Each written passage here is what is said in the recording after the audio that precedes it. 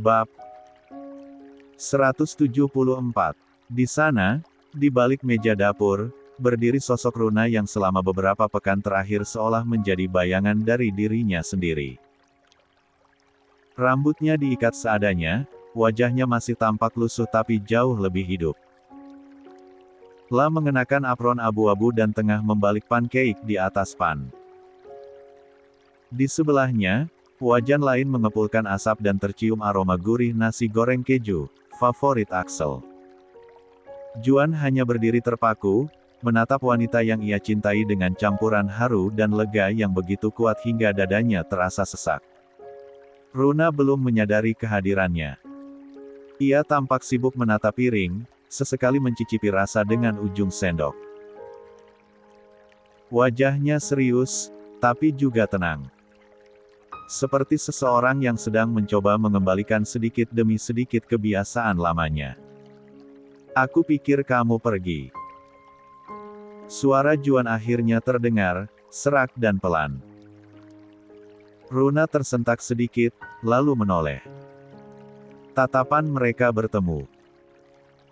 Untuk sesaat, tidak ada kata, hanya pandangan yang saling membaca, saling bicara lewat diam. Aku nggak akan kemana-mana, Mas, ucap Runa akhirnya, suaranya lirih namun tegas. Aku cuma mau membuatkan sarapan untuk anak dan suamiku. Juan melangkah mendekat, memeluk pinggang istrinya dari belakang, lalu menyandarkan dagunya di pundaknya. Aku senang kamu akhirnya mau kembali seperti dulu, bisiknya. Runa mengangguk pelan. Aku tahu. Aku telah lama mengabaikanmu. Mengabaikan Axel. Tapi kemarin Dewi dan Axel membuatku sadar. Aku masih punya kamu. Masih punya Axel. Aku nggak boleh terus-terusan begini. Aku tahu ini nggak mudah buat kamu. Tapi kamu nggak sendirian, sayang. Aku tahu, Mas. Dan ini langkah pertama untuk melupakan kesedihanku. Melakukan aktivitas kesukaanku, membuatkan sarapan untuk keluargaku. Juan tersenyum kecil. Terima kasih sayang. Di balik dapur yang masih hangat oleh aroma masakan, dua hati yang sempat terpisah oleh kesedihan mulai saling mendekat kembali. Mungkin luka mereka belum sepenuhnya sembuh, tapi pagi itu, harapan sudah mulai disajikan dalam satu piring nasi goreng dan dua tumpuk pancake manis. 46. Pagi ini, suasana meja makan tak ubahnya seperti masa-masa bahagia mereka dulu. Runa duduk di samping Axel, menyuapi anak semata wayangnya dengan penuh kasih. Di piring makan Axel, nasi goreng keju tersaji masih panas mengeluarkan kepulan asap. Axel, ini mama buatkan ayam teriyaki dan tumis brokoli buat bekal sekolah nanti. Harus dihabiskan ya, ucap Runa sambil tersenyum. Axel menatap ibunya dengan mata berbinar, lalu mengangguk semangat. Oke, Ma. Axel janji bakal makan semuanya. Nggak bakal disisain. Runa tersenyum haru. Dulu, Axel pasti akan meringis kalau melihat sayur dalam bekalnya. Tapi pagi ini, anak itu berbeda. Ada semangat baru di wajah mungilnya. Dan Runa tahu, itu bukan hanya karena ayam teriyaki, tapi karena kehadirannya kembali sebagai ibu yang utuh. Tak lama kemudian, suara langkah Juan terdengar dari tangga. Ia turun dengan pakaian kerja yang rapi dan aroma parfum maskulin yang sudah begitu dikenalnya. Begitu tiba di ruang makan, Juan menghampiri Runa dan mengecup kening istrinya dengan lembut. Mana sarapanku sayang? Sapanya hangat. Duduk dulu, Mas. Bentar, aku buatin kopi dulu, iya. Balas Runa cepat. Makasih, sayang, ujar Juan seraya menarik kursi dan duduk di samping Axel, mengacak rambut anaknya dengan sayang. Runa melangkah ke dapur, mengambil cangkir dan mulai menyeduh kopi hitam kesukaan suaminya. Saat sedang menuangkan air panas ke dalam cangkir, samar-samar ia mendengar bisik-bisik dari dua orang pelayan yang tengah mencuci piring di dekat wastafel. "Aku lega rumah ini kembali hidup seperti dulu," bisik salah satu pelayan. Nyonya Runa sudah mau keluar kamar dan kembali ceria. "Iya, kasihan dan Axel kemarin-kemarin. Dia jadi ikut murung setiap lihat Nyonya Runa terus mengurung diri. Tapi hari ini, dan Axel sudah bisa tertawa lepas seperti biasanya," sahut yang lain dengan senyum kecil. Runa terdiam. Tangannya yang menggenggam gagang teko sejenak membeku. Ada rasa hangat menjalari dadanya.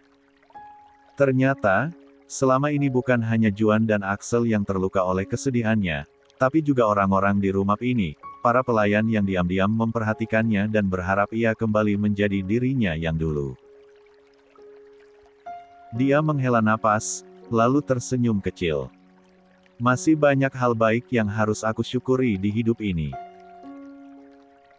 Untuk apa aku terus tenggelam dalam kesedihan?" Batinnya. Setelah kopi siap, ia kembali ke ruang makan dan menyodorkan cangkir kepada Juan, beserta piring berisi pancake. "Ini kopinya dan sarapannya, Mas." "Terima kasih, sayang," ucap Juan sembari menerima cangkir hangat itu. Runa duduk, lalu menatap Juan sejenak sebelum akhirnya berbicara pelan, "Mas, aku boleh nggak nanti ke rumah Mami?" Juan menoleh, menatap wajah istrinya yang sudah jauh lebih tenang. "Tentu saja boleh, sayang. Mau aku antar?" Runa menggeleng. "Nggak usah, Mas. Aku sama sopir aja." Juan tersenyum dan mengangguk. "Baiklah. Hati-hati ya. Kabari kalau udah mau berangkat." "Iya, Mas," jawab Runa lembut. Pagi itu tak hanya menyajikan nasi, ayam, dan kopi tetapi juga kepingan harapan yang kembali mengisi rumah mereka. Sedikit demi sedikit, Runa mulai berdamai dengan luka, dan ia tahu, selama ada cinta dari anak. 47. Dan suaminya, semua akan baik-baik saja. Setelah beberapa hari mulai beraktivitas dengan normal, hari ini Runa memutuskan untuk main ke rumah Dewi. Hari itu, rumah Dewi tampak lebih sibuk dari biasanya. Beberapa pekerja sedang menghias halaman depan dengan lampu-lampu kecil dan gantungan warna-warni. Di sisi samping rumah, suara tawa dari beberapa orang menyambut kedatangan Runa. Begitu melihat sahabatnya datang, Dewi langsung berlari kecil dan memeluknya. "Runa. Ya ampun, aku seneng banget akhirnya kamu mau keluar rumah dan main ke sini. Lihat deh, kamu jauh lebih cantik dan fresh sekarang," ujar Dewi dengan mata berbinar. Runa tersenyum hangat, pelukan sahabatnya membuat hatinya terasa hangat. "Terima kasih, Dewi. Kamu udah selalu ada dan gak bosan nguatin aku. Aku sekarang sedang berusaha ikhlas, belajar menerima, dan lebih banyak bersyukur. Aku sadar, terlalu lama aku menutup diri. Padahal, masih banyak yang menyayangiku dan masih banyak hal indah dalam hidup yang harus aku jalani." Dewi menatapnya dengan penuh haru. "Aku tahu kamu kuat, Ran. Semua orang pernah kehilangan, tapi hidup nggak berhenti di situ. Aku yakin, Tuhan akan menggantinya dengan anugerah yang lebih indah. Mungkin bukan hari ini, tapi suatu saat nanti. Amin. Makasih banyak ya, Dewi," ucap Runa pelan, menunduk haru. "Oh ya?" ujar Dewi tiba-tiba teringat sesuatu. "Kamu udah kontrol ke dokter kandungan lagi belum?" Runa menggeleng pelan. "Belum, memang harus ya." "Tentu saja, Ran. Itu penting, biar kamu tahu apakah rahimmu sudah pulih dan kapan kamu siap untuk hamil lagi." Jangan tunggu sampai terlalu lama. Kalau bisa secepatnya kamu hamil lagi, agar nggak sedih lagi. Runa mengangguk pelan. Iya deh, nanti aku jadwalkan ke dokter. Mudah-mudahan semuanya baik-baik aja dan aku bisa hamil lagi secepatnya. Kali ini, aku akan jaga kehamilanku sebaik mungkin. Bagus, sahut Dewi sambil menepuk lembut lengan Runa. Sekarang, bantu aku yuk di taman samping. Aku butuh bantuanmu buat dekorasi acara tahun baruan nanti malam. Semoga semua lancar dan bisa jadi malam yang berkesan buat semua orang. Runa tersenyum dan mengangguk. Ayo. Mereka lalu berjalan berdampingan ke taman samping rumah, di mana hiasan lampu-lampu mulai digantung, meja-meja ditata, dan lilin-lilin kecil disiapkan. Untuk pertama kalinya setelah sekian lama, langkah Runa terasa ringan. Udara sore itu membawa harapan baru dan malam tahun baru nanti akan jadi penanda awal bagi Runa, untuk membuka lembaran baru dalam hidupnya. Runa dan Dewi langsung disibukkan dengan persiapan malam tahun baru. Musik lembut mengalun dari speaker di sudut taman, aroma manis dari lilin aromaterapi membuat suasana jadi tenang. Lampu-lampu kecil yang tergantung di sepanjang pagar mulai menyala satu persatu, menambah suasana hangat di halaman rumah Dewi. Di tengah kesibukan itu, Runa memperhatikan Dewi yang mulai terlihat lelah dan berkeringat. Nafasnya tampak sedikit berat, dan sesekali ia memegangi pinggangnya sambil memijat pelan. Runa segera menghampirinya. Dewi, kamu duduk dan istirahat aja deh. Aku lihat kamu udah mulai kelihatan lelah, ucapnya lembut. Dewi tersenyum lemah, lalu mengangguk. Iya, Ran. Kehamilanku udah masuk minggu ke-37, jadi sekarang gampang banget capek. Baru jalan sebentar aja rasanya pinggangku udah pegel, candanya sambil meringis. 48. Wah, nggak sabar deh sebentar lagi aku nambah ponakan, ucap Runa sambil tersenyum. Semoga semuanya lancar ya nanti pas lahiran. Amin. Doain terus ya, Ran, balas Dewi pelan. Sekarang kamu istirahat aja. Biar aku yang terusin sisanya. Kamu tinggal duduk di sana aja, di sofa sudut itu, sambil ngawasin dari jauh. Nggak usah khawatir, aku akan urus semuanya, ujar Runa sambil menunjuk ke arah sofa panjang yang empuk dan terlindung di sudut ruangan. Baiklah. Makasih banyak, Runa. Aku pasrahkan sisanya padamu, kata Dewi. Lalu dengan pelan ia berjalan ke sofa dan duduk selonjoran. Begitu duduk, Dewi menghela napas dalam-dalam. Ia menatap perutnya yang membuncit, lalu mengelusnya dengan penuh kasih sayang. Sayang, maaf ya. Mama pasti bikin kamu capek hari ini, bisiknya lembut. Ia memejamkan mata sejenak, menikmati momen hening di tengah riuhnya persiapan. Perutnya terasa sedikit kencang dan mulas, tapi ia mencoba menenangkan diri. Sementara itu, Runa mengatur ulang letak meja, menghias bagian panggung kecil dengan lampion, dan memeriksa kembali daftar makanan. Meski tubuhnya mulai letih, hatinya terasa ringan. Sebuah senyum kecil terbit di wajah Runa, ia merasa bahagia bisa membantu Dewi. Malam harinya, langit dihiasi kilau kembang api yang bersiap dinyalakan, suara tawa dan musik memenuhi halaman rumah Dewi yang telah didekorasi meriah. Wangi makanan khas tahun baru menguar dari meja panjang, dan lampu-lampu gantung menambah hangat suasana. Semua orang menanti detik-detik pergantian tahun dengan semangat dan keceriaan.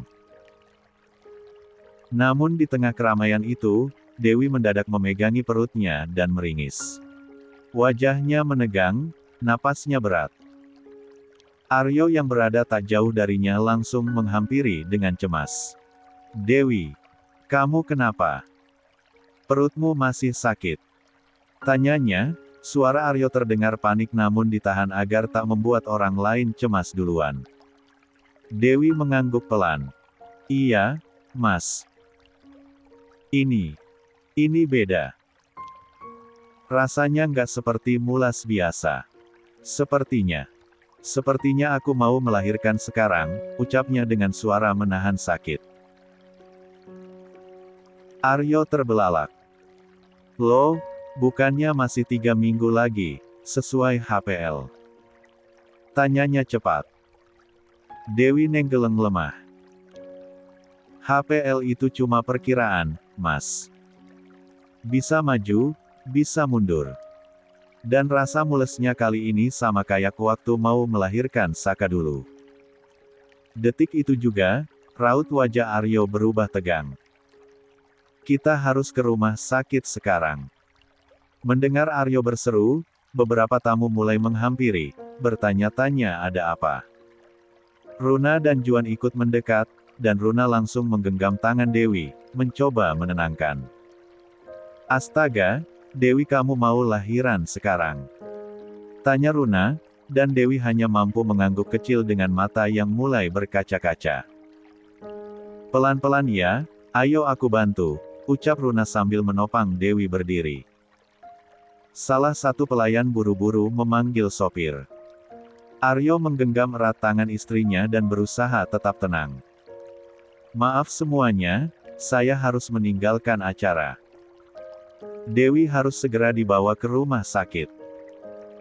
Sepertinya anak kami akan segera lahir, serunya. Tiba-tiba suasana berubah panik.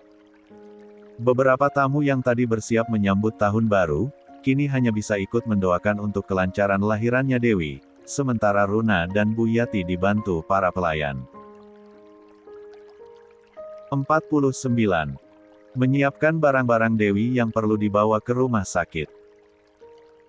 Di tengah keributan itu, Axel mendekati Runa dengan wajah cemas. Mama, Tante Dewi kenapa? Runa berjongkok dan mengusap kepala Axel lembut. Tante Dewi mau punya adik bayi, sayang. Sekarang kita doakan semoga semuanya lancar ya. Ayo, kita ikut menyusul ke rumah sakit bersama ayah. Axel mengangguk pelan. Semoga adik bayinya cepat lahir ya, Ma. Dan malam pergantian tahun yang seharusnya diwarnai sorak-sorai kembang api, justru menjadi malam yang penuh ketegangan dan harapan. Di dalam mobil menuju rumah sakit, Aryo terus menggenggam tangan Dewi, sementara Dewi berusaha menahan rasa sakit yang semakin sering datang. 50. Saat mobil Aryo berhenti di depan rumah sakit, Aryo langsung melompat turun dan membantu mengangkat tubuh Dewi yang tengah menahan rasa sakit. Nafas perempuan itu terengah-engah, wajahnya pucat, dan tangannya mencengkeram lengan Aryo erat-erat. Beberapa perawat segera berlari menghampiri dan membawa Dewi masuk ke ruang UGD. Aryo mengekor di belakang, matanya penuh kekhawatiran. Namun langkahnya terhenti saat seorang perawat mendekatinya dengan ekspresi hati-hati. Maaf, Tuan. Tapi Dr. Shirley sedang cuti.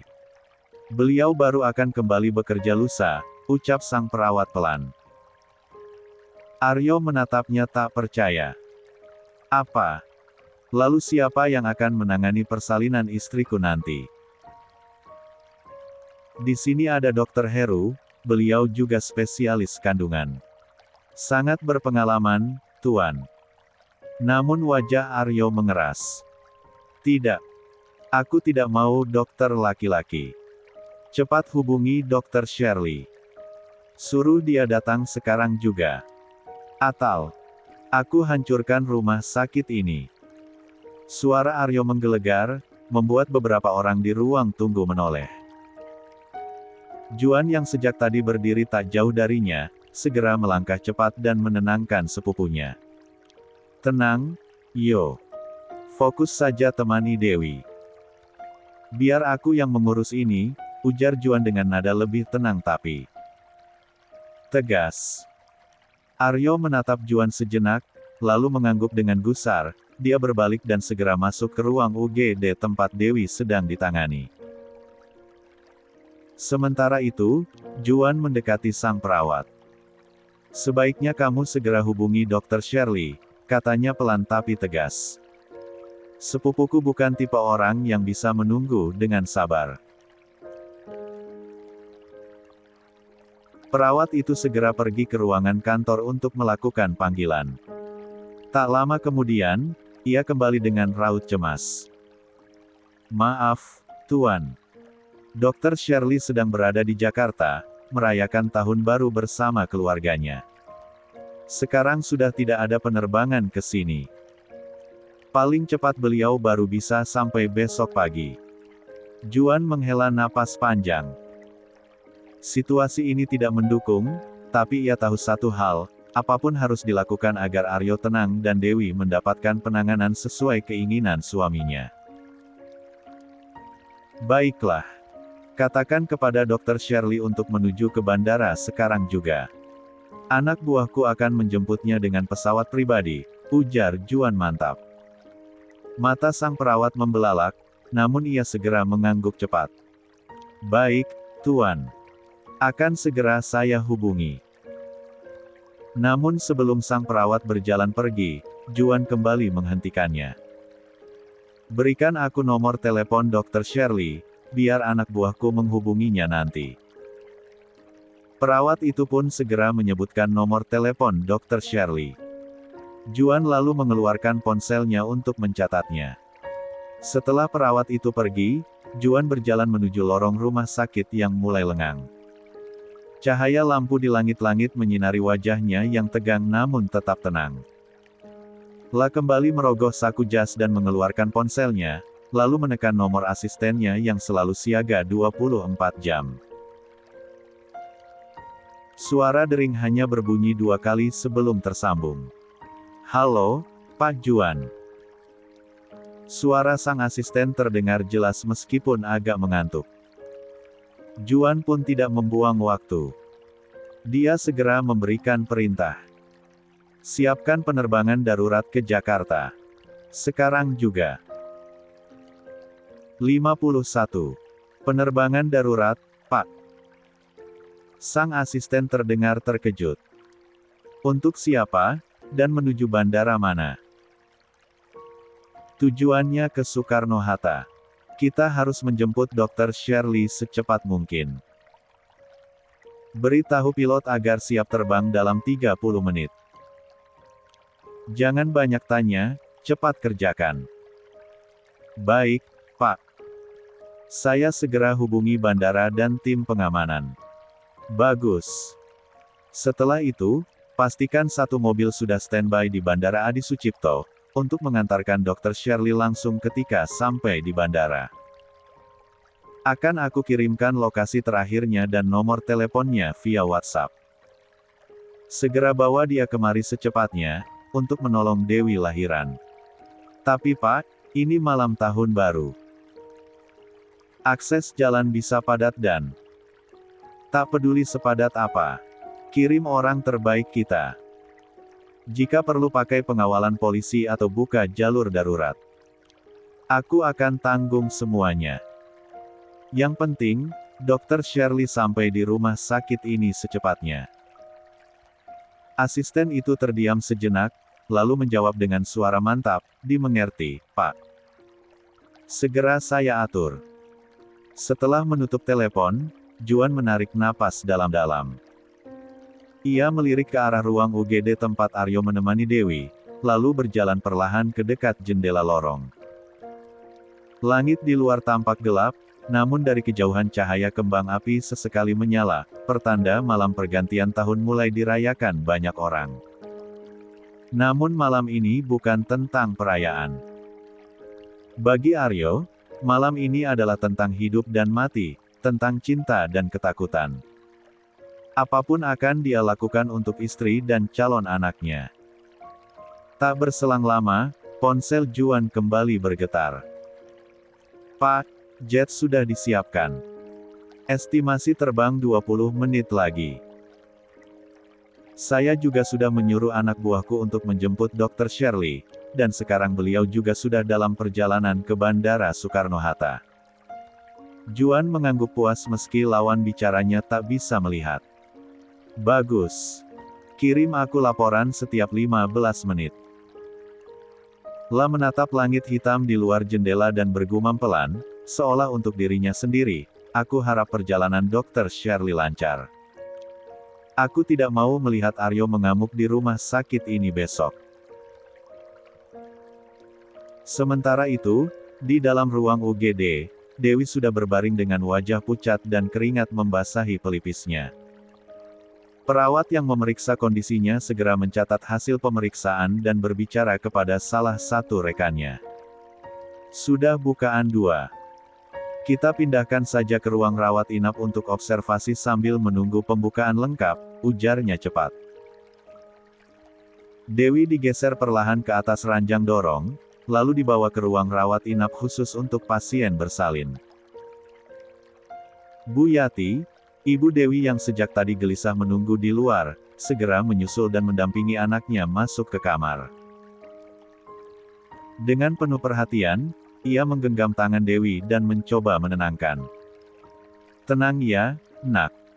Semuanya akan baik-baik saja. Aryo sedang berusaha agar Dr. Shirley cepat sampai, ucapnya lirih sambil mengelus rambut Dewi yang basah oleh keringat. Sementara itu, Aryo melangkah keluar dari area perawatan.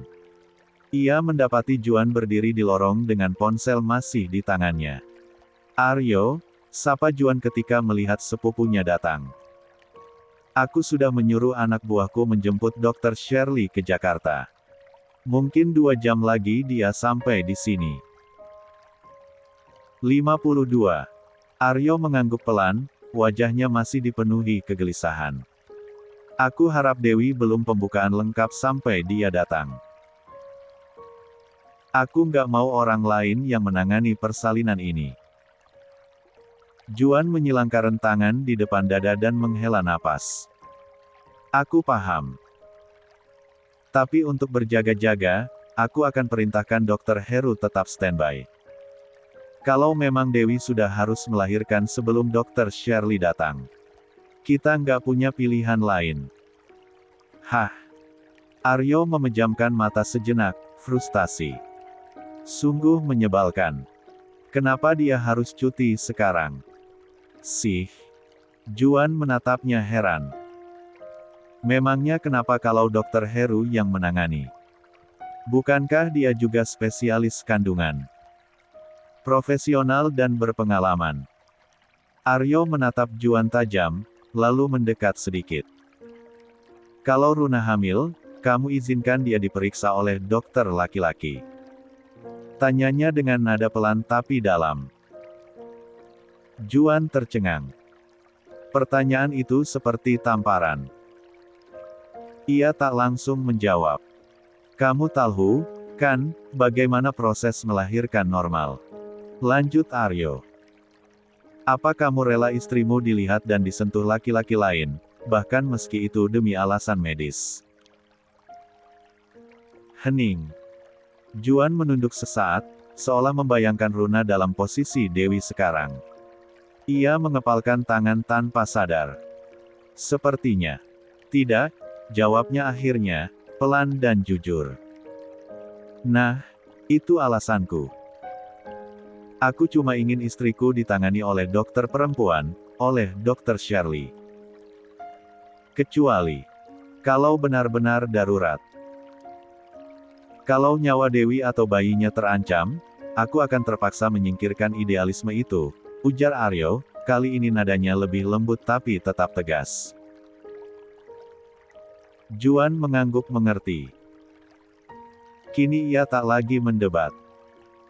Dia hanya menepuk bahu Aryo pelan. Kita doakan saja agar Dr. Shirley segera sampai, dan semuanya lancar. Di dalam kamar, suasana terasa hening kecuali suara napas berat Dewi yang mencoba tetap tenang di tengah rasa sakit yang datang silih berganti. Ia berbaring miring sambil memegangi perutnya, mencoba mengatur napas setiap kali kontraksi menghampiri. Runa duduk di sisi ranjang, memperhatikan wajah sahabatnya yang mulai pucat. Ia bisa melihat jelas betapa Dewi berusaha sekuat tenaga menahan sakit itu. Ketika Dewi meringis dan menarik napas dalam-dalam, Runa spontan bertanya pelan, "Dewi, apakah sakitnya makin terasa?" "Iya, Ran. Ini sakit sekali," jawab Dewi dengan suara lemah sambil memejamkan mata dan mengusap perutnya yang tegang. "Ah, rasanya aku udah nggak tahan. Tapi sekarang masih bukaan 2. Bisiknya, seolah kecewa karena proses persalinannya belum juga berkembang cepat.